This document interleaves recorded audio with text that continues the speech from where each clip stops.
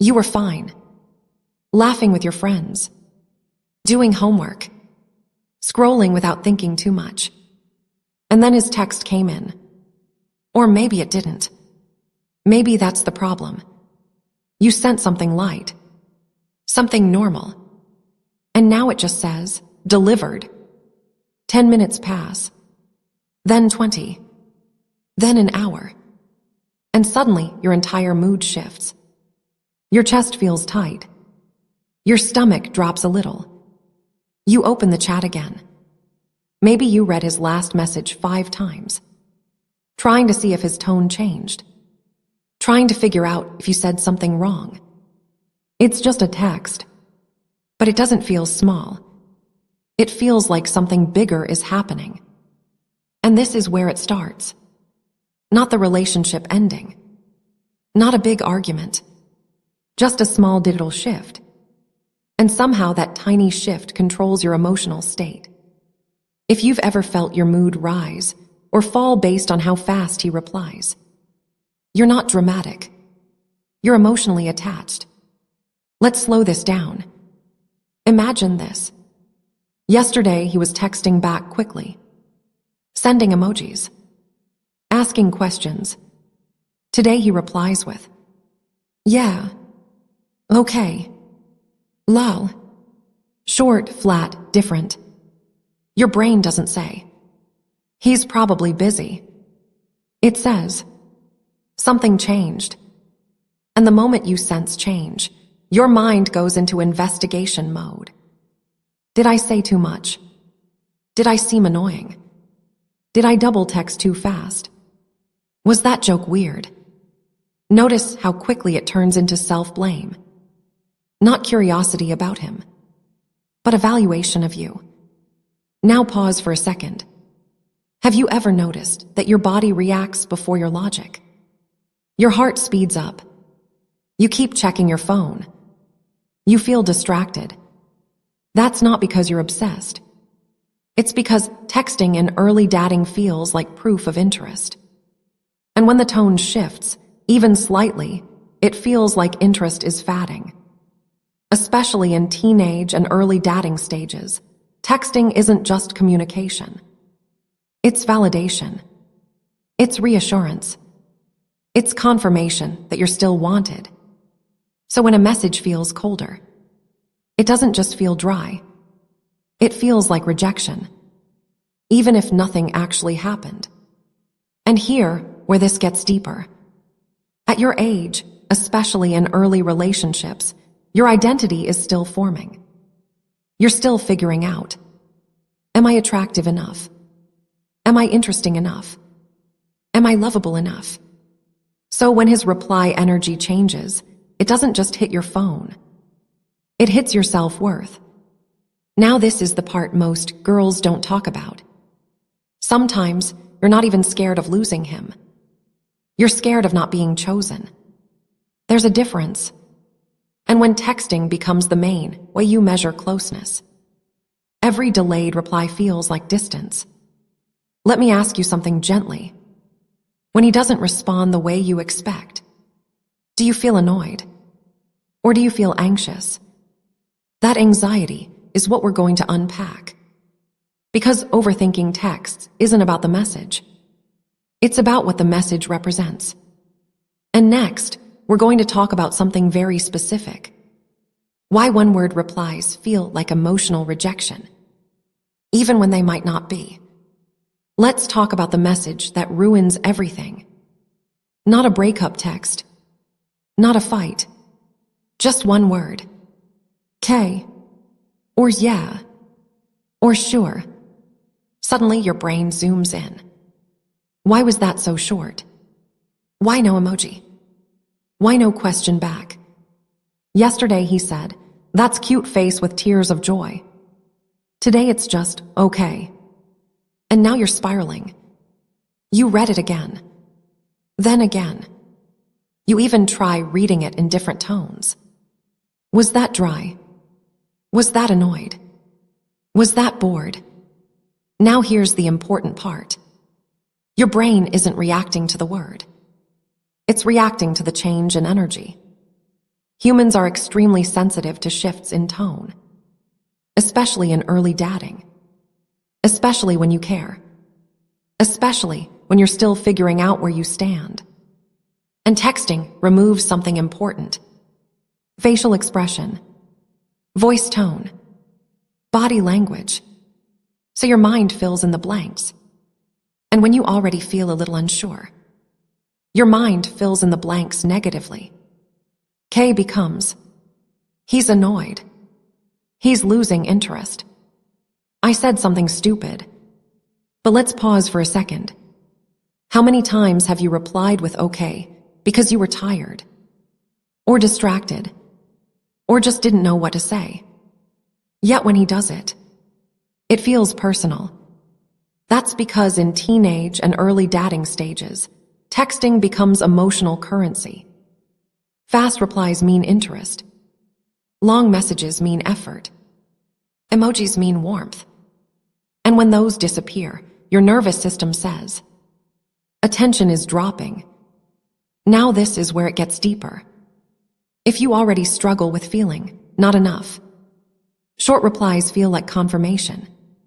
It's not just, he said K. It's, he's pulling away because I'm not interesting enough. Notice how fast it becomes about your worth. That's not random. When your identity is still forming, you measure yourself through response, through attention, through engagement. And social media culture makes it worse. Everyone posts perfect conversations, perfect relationships, perfect affection. So when your text feels dry, it feels like something is wrong. Let me ask you something honestly. Have you ever stared at your screen, waiting for typing bubbles to appear, watching them disappear, feeling your stomach drop when they don't come back? That feeling isn't silly. It's attachment sensitivity. But here, where it gets even more important, you're not just reacting to the message. You're reacting to uncertainty. And uncertainty in early dating feels threatening because there's no security yet. No label. No reassurance. No stability. So your brain tries to decode everything. Because decoding feels like control. But decoding usually creates more anxiety. Now this is the part most girls don't realize. Sometimes the more you care, the more sensitive you become to micro changes. And texting magnifies micro changes. Next, we're going to talk about what makes this even harder in today's world. Because it's not just texting anymore. It's online status, story views, likes, following, and all of that adds fuel to the spiral. Now this is where it gets even more intense. Because it's not just texting anymore. It's everything around the texting. You see he was active 3 minutes ago, but he hasn't replied to you. You see he viewed your story, but didn't respond. You see he followed a new girl, liked someone's picture, commented somewhere else, and suddenly your brain builds a story. He has time for everyone else. He's ignoring me. He's interested in someone else. Let's slow this down. Social media has changed how relationships feel. Before, if someone didn't reply, you had no extra information. Now, you have too much information. Online status, last seen, story views, likes, following lists. Constant visibility creates constant comparison. And comparison fuels insecurity. Imagine this. You're waiting for a reply. You check Instagram. He's active. Your heart drops. Now it's not just he hasn't replied.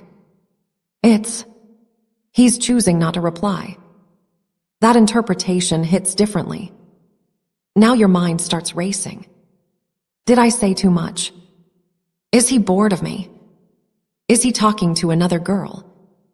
And because you can see his activity, your brain feels like it has evidence, even when it doesn't. Hear what's really happening. Your nervous system is trying to reduce uncertainty. When you feel unsure about where you stand, you look for clues. Social media becomes a clue machine. But clues are not clarity.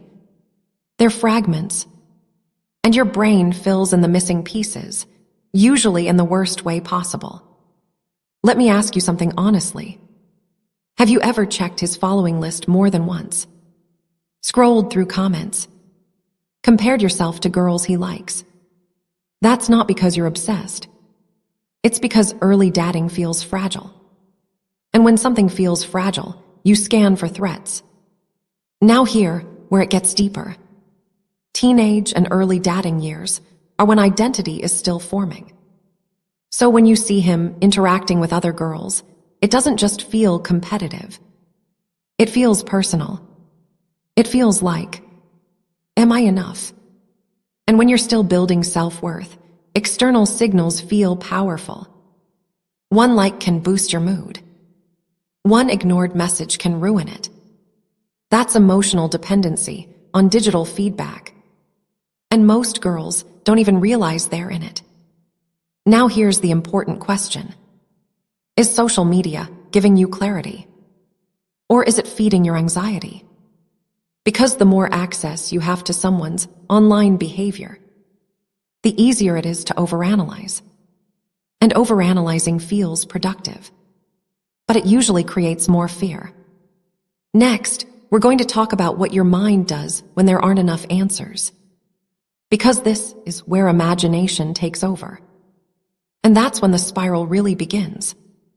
This is the part where things get really intense. Because when you don't have answers, your mind creates them. You send a message. He replies short. Or he doesn't reply at all. There's silence. And silence is uncomfortable. So your brain fills it. He's bored of me. He's losing feelings. He's talking to someone else. I messed this up. Notice something. You don't imagine neutral outcomes.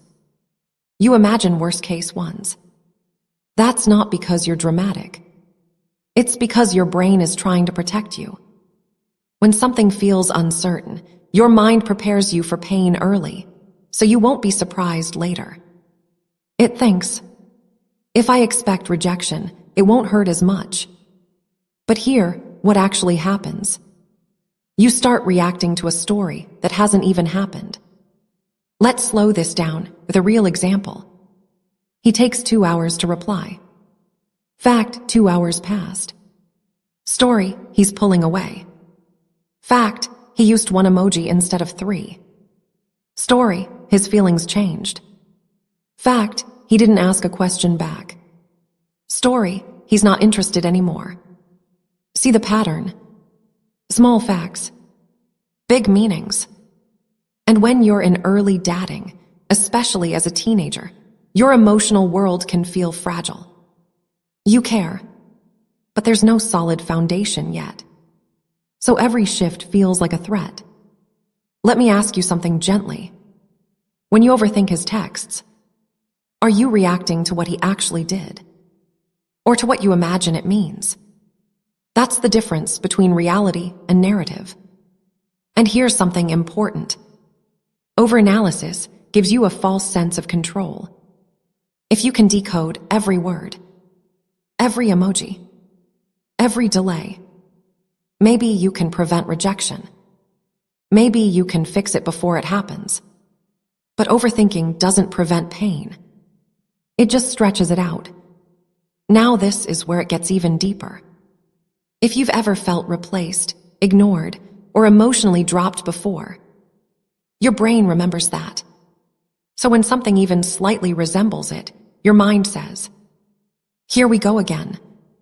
Even if this situation is different. That's not weakness. That's pattern recognition, but amplified by fear. Let's pause. Have you ever imagined a breakup in your head? Before anything even went wrong? That's anxiety trying to protect you. But it ends up hurting you first. And the more you rehearse those negative scenarios, the more real they feel. Next, we're going to talk about something most girls don't connect to texting anxiety: your identity. Because overthinking texts isn't just about him. It's about how much your sense of worth is tied to his response. Let me ask you something honestly.